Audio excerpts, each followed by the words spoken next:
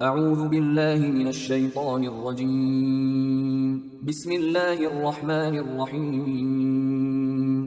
سورہ بنی اسرائیل آیات نمبر 41 تا 52 میں وضاحت کہ مشرکین کی قرآن سے بیزاری کی اصل وجہ یہ ہے کہ قرآن شرک کی سختی سے نفی کرتا ہے۔ اس کائنات کی ہر چیز اللہ ہی کی تسبیح بیان کرتی ہے۔ جو لوگ آخرت پر ایمان نہیں رکھتے ان کے سامنے قرآن کی تلاوت ان کی بیزاری میں اضافہ ہی کرتی ہے۔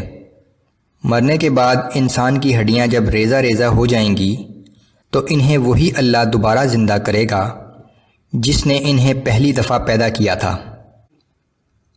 اعوذ باللہ من الشیطان الرجیم وَلَقَدْ صَرَّفْنَا فِي هَذَا الْقُرْآنِ لِيَذَّكَّرُوا وَمَا يَزِيدُهُمْ إِلَّا نُفُورًا۔ ہم نے اس قرآن میں مضمون توحید کو بار بار مختلف انداز میں بیان کیا ہے تاکہ لوگ اچھی طرح سمجھ لیں، لیکن حالت یہ ہے کہ ان کی نفرت اور زیادہ بڑھتی جاتی ہے۔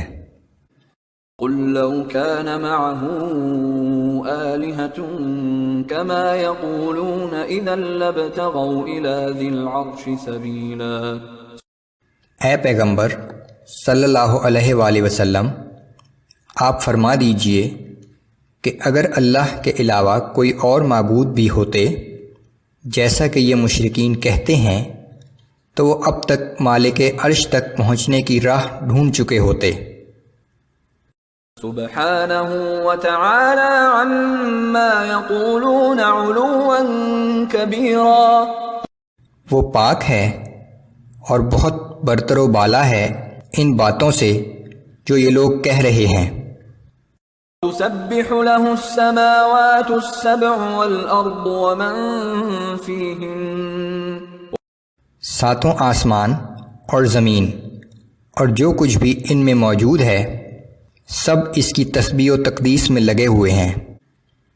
وَإِن مِّن شَيْءٍ إِلَّا يُسَبِّحُ بِحَمْدِهِ وَلَكِن لَّا تَفْقَهُونَ تَسْبِيحَهُمْ۔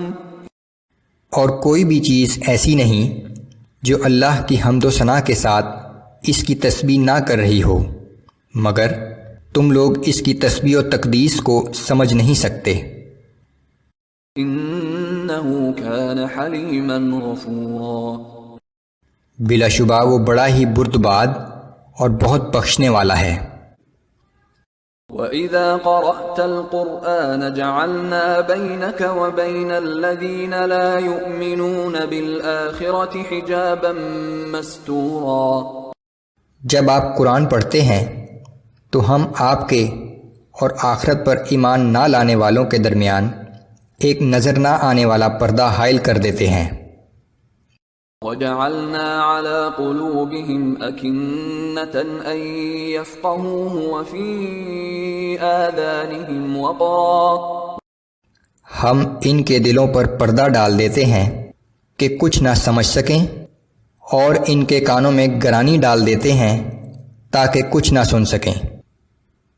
وَإِذَا ذَكَرْتَ رَبَّكَ فِي الْقُرْآنِ وَحْدَهُ وَلَّوْا عَلَىٰ أَدْبَارِهِمْ نُفُورًا۔ اور جب آپ قرآن میں ان کے بتوں کو چھوڑ کر صرف تنہا اپنے رب کا ذکر کرتے ہیں تو یہ الٹے پاؤں متنفر ہو کر بھاگ جاتے ہیں۔ نحن اعلم بما يستمعون به اذ يستمعون اليك واذ هم نجوى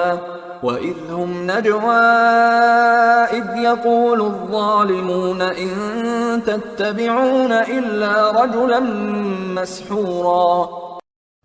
ہمیں معلوم ہے کہ جب یہ لوگ کان لگا کر آپ کی بات سنتے ہیں تو ان کے اس سننے کی اصل غرض و غایت کیا ہوتی ہے، اور ہمیں یہ بھی معلوم ہے کہ جب وہ ظالم آپس میں بیٹھ کر سرگوشیاں کرتے ہیں تو کہتے ہیں کہ تم تو بس ایک ایسے آدمی کی پیروی کر رہے ہو جس پر جادو کر دیا گیا ہے۔ انظر كيف ضربوا لك الامثال فضلوا فلا يستطيعون سبيلا۔ اے پیغمبر صلی اللہ علیہ وآلہ وسلم، ذرا دیکھیے یہ آپ کے متعلق کیسی کیسی مثالیں بیان کرتے ہیں، سو یہ لوگ اتنے گمراہ ہو چکے ہیں کہ اب راہ راست پر نہیں آ سکتے۔ وقالوا أَإِذَا كُنَّا عِظَامًا وَرُفَاتًا أَإِنَّا لَمَبْعُوثُونَ خَلْقًا جَدِيدًا۔ اور یہ لوگ کہتے ہیں کہ جب ہم مرنے کے بعد کل سڑ کر ہڈیاں اور ریزہ ریزہ ہو جائیں گے تو کیا پھر ہم از سر نو زندہ کر کے اٹھائے جائیں گے؟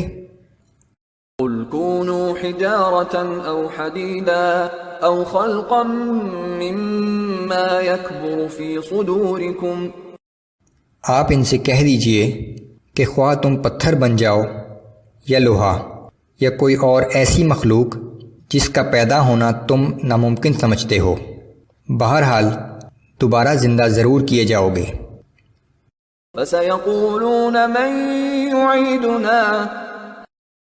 پھر وہ لوگ پوچھیں گے کہ وہ کون ہے جو ہمیں دوبارہ زندہ کرے گا؟ قُلِ الَّذِي فَطَرَكُمْ أَوَّلَ مَرَّةٍ۔ آپ کہہ دیجئے کہ وہی ذات جس نے تمہیں پہلی مرتبہ پیدا کیا تھا۔ فَسَيُنْغِضُونَ إِلَيْكَ رُؤُوسَهُمْ وَيَقُولُونَ مَتَىٰ۔ پھر وہ تعجب سے سر ہلا کر کہیں گے کہ یہ کب ہوگا؟